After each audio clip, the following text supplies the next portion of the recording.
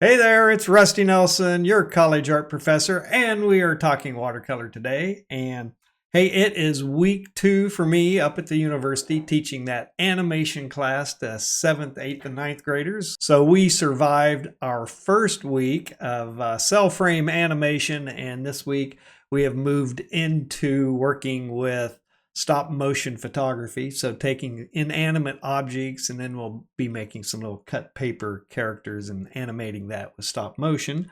So, and then in week 3, we move into claymation. So the students get to design a character, and then we construct it out of armatures and clay, and then we build sets and then animate a little 3-minute movie as a group. So we should have a lot of fun with that, and it definitely is taking up a lot of my afternoon time that I normally dedicate to working with videos for YouTube, but that's okay. I'm working early in the mornings instead and trying to get some things shot. If you haven't noticed, I have cut back to one tutorial a week for this next couple of weeks as I'm trying to survive the workload.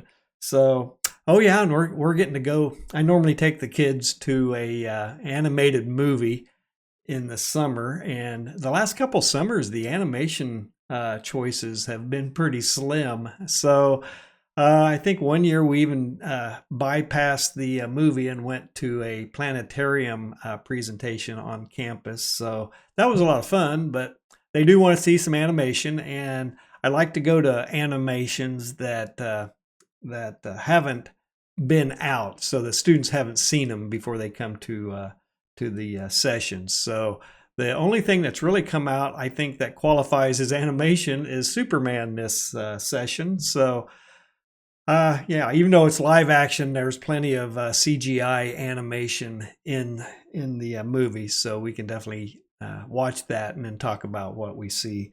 Anyway, that's kind of where I'm at with week 2 of my summer session, so it's going well.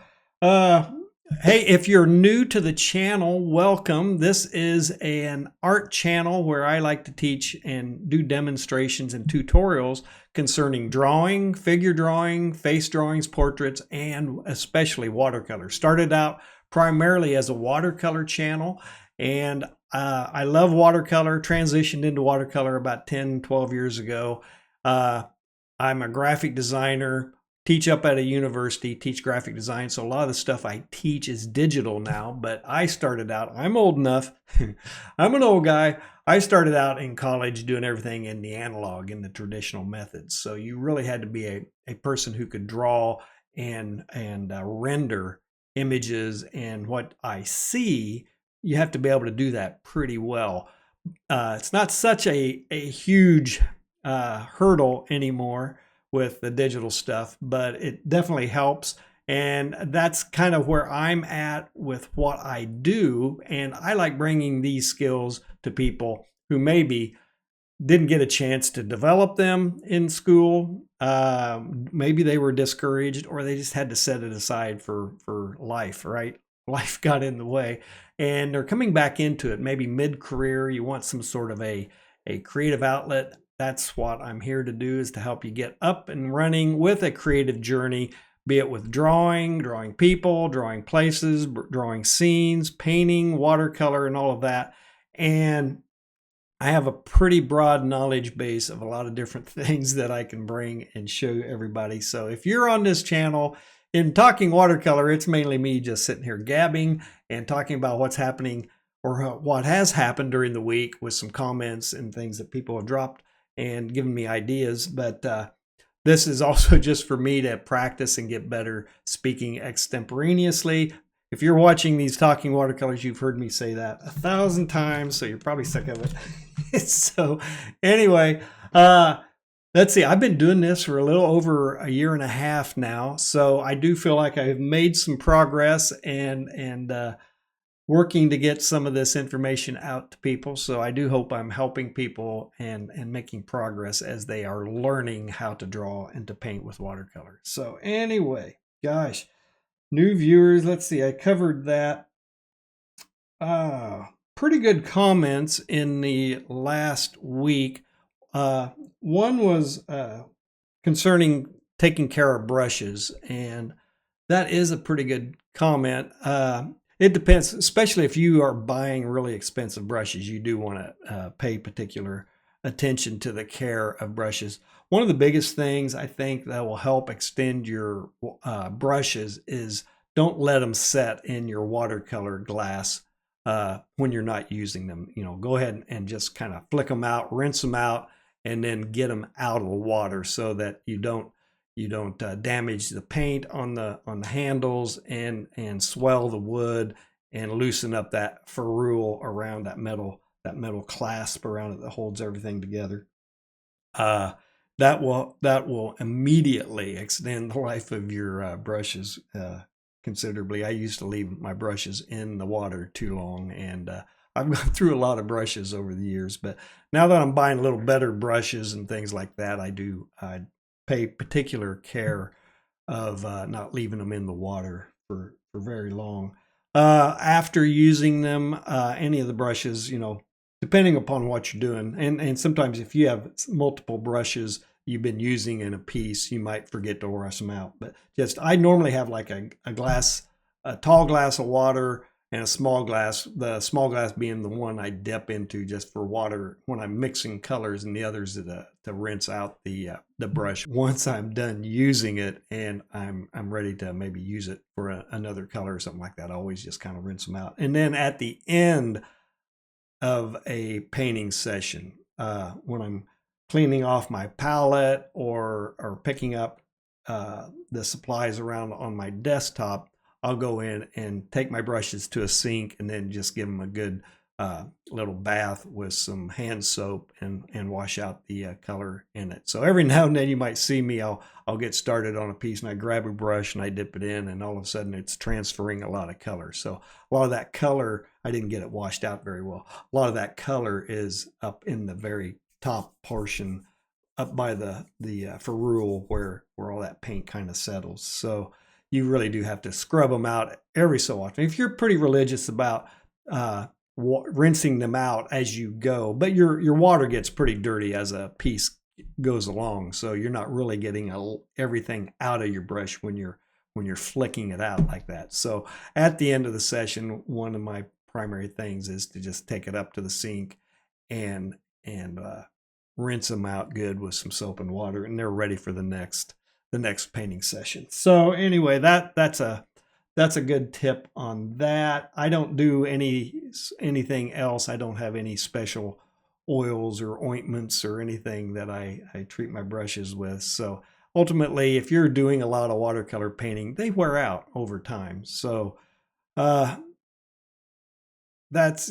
better brushes, they have a longer lifespan, so that's why you can justify spending a little more money on the really good brushes. But then again, you lose out on all the fun of getting a new brush every so often. So anyway, and trust me, I am so totally spoiled as a professor up at the university with a research budget that I buy some brushes every start of the school year that I'm using and such. So I have plenty of brushes, and I'm beginning to wonder, and hopefully my YouTube career will be able to continue my addiction to the supplies and the cool tools that I experiment around with because of that research budget. So anyway, I have another good comment. This was a comment on that Loomis drawing tutorial, that goofy thing that went bananas on me.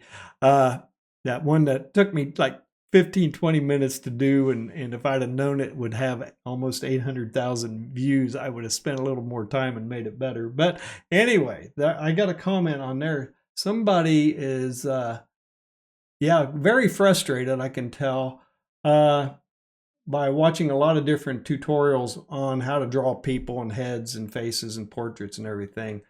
And it's an interesting comment in that, they're wanting to know how to know how big to start out that initial circle for the head. So it's a pretty fundamental question just as you get started drawing. I'm looking here. Am I misreading this in any way? He says, I've been watching the same damn videos for a year and it's not helped a bit. So Let's see here. How to know, trying to advance. So, all right. How to know how big the head is. The initial circle, there's some techniques where you should, if you're really practicing with heads and stuff, and this is something I learned with digital painting, is to do pull a photograph reference into the software, into the app you're using, and have the reference on the left and your drawing, your sketch, your painting on the right at the same size, and that'll initially give you a side-by-side comparison as to determine how big your initial head should be. So and that is, that initial circle, that top portion of the head, you got to imagine that circle is coming down right along the cheek, and I think right along in where the mouth lands. So your mouth hits right on the bottom portion of that circle, and then you just build the rest of that triangle shape for the chin underneath it. So everything is a kind of a reference off of that initial side of the head, or that top portion of the head. And then you lob off those sides with that, especially if you're at 3/4 view, you got to figure out where that elliptical side on your side of your head is, that comes off, and because the head is not a spherical shape, it's got a rounded shape, but the sides of the head are fairly flat right in through here, and that's what Loomis, I think, recognizes and teaches you to lob off. So try that whole idea of working with some reference that's roughly the same size as the drawing you're doing. Or uh, here's something you may realize you've done it enough now. It sounds like you've probably done enough. You're frustrated enough. The bigger you go, I think it gets a little more complicated the larger you make that initial head, because you're drawing the head at such a scale that then all of a sudden you really start dealing and are forced to have to deal with a lot more detail as the piece progresses. So if you're working smaller, just real quick sketches and heads and studies like that, when you work smaller, a lot more of your sketch, it becomes more about the expressions and maybe the quick symbols. You can quickly make a line to hit an eyelid, and so it's a little more forgiving the smaller you work as well. So you might try a Papa Bear, Mama Bear, and a Baby Bear set of sizes of the same piece, just to help maybe train your understanding of what it means at what scale you're working, and what you can get away with. So I always tell students to work smaller as they're figuring things out, because there's a lot of proportional relationships that go into the mark in regards to the scale of something. So if you're starting to bring your sizes up in scale, my little Ozbot camera saw me making hand gestures, so it zoomed in on me. Anyway, so yeah, that whole idea of the relationship of scale, the material, the brushes you're using, and things like that, they have a more forgiving relationship to the scale of it when you're working smaller. So when you move up in size, you have to start increasing the scale of your tools as well. So, and I've often said this in a lot of my watercolor tutorials, is to work with as big a brush as you can get away with. So you can make some pretty fine marks and details with a big brush. So it lets it's very difficult to get an interesting looking something happening in a shape with too small of a brush, because you have to work too hard. So if you get a lot of pigment, a lot of saturation in a big brush, and you drop it in there, man, you're covering some real estate, and it's going to look a lot more fresh and a lot more interesting than really trying to dibby dabby and hand blend everything. So you really do have to trust the process of letting the media do its job, and you dropping in the color at the right time, the right moments, and the right saturation. So anyway, that's kind of I don't know, I'll do a breakdown, I think a video on this idea of the scale, and how to make, or why you make the circle a certain size. But I think if you get a printout or work if you're working. It's kind of hard when it's on screen if you're working on screen. That's why I still like to have a printout. Now digitally, when I'm painting digitally, I do that. I just bring the image into the software. I maybe set up an 8.5 by 11 inch document at 150 ppi just to do the digital painting. And I'll bring the photograph, put it on a layer, lock it off to the left side, create a new layer, and then do the drawing and the sketch of the portrait digitally in the software at the same size. So, but definitely try that. Try printing out a reference photo and then doing your drawing at the same size of that reference. And I think that's going to help train you to understand how big that circle should be in relation. I'm not sure. I think that's what you're doing. How big is the circle, and maybe where does it relate to on the face? So, and also that Riley method head, chopping off the sides, and that's kind of that's the jumping off point also for the Riley method. And then you can start working in all the rhythms and the caricature lines inside the face where all the pieces and grooves and creases happen on a face. So give that a try, see if that works. So, hey, I have yacked on for about 15, 16 minutes now. So our session is over, and I do hope you got some value out of today's talk. And if you did, please give me a like and a subscribe and drop me some comments. I really do like the comments. Give me a lot of things to think about. And if you think I'm doing anything on this channel with these free tutorials that you would like to support financially, head over to my Patreon channel and give me a $5 a month membership. It helps out immensely, and it does. So thank you very much. You're the best for doing that. And if you want resources, I'm going to get some new resources, some additional resources uploaded to my webpage. Video description has all the links and everything for that, my website, and these downloads that you get. There's figure drawing downloads. I'm going to be uploading some design elements and principle guides out there for you as well. They're all free.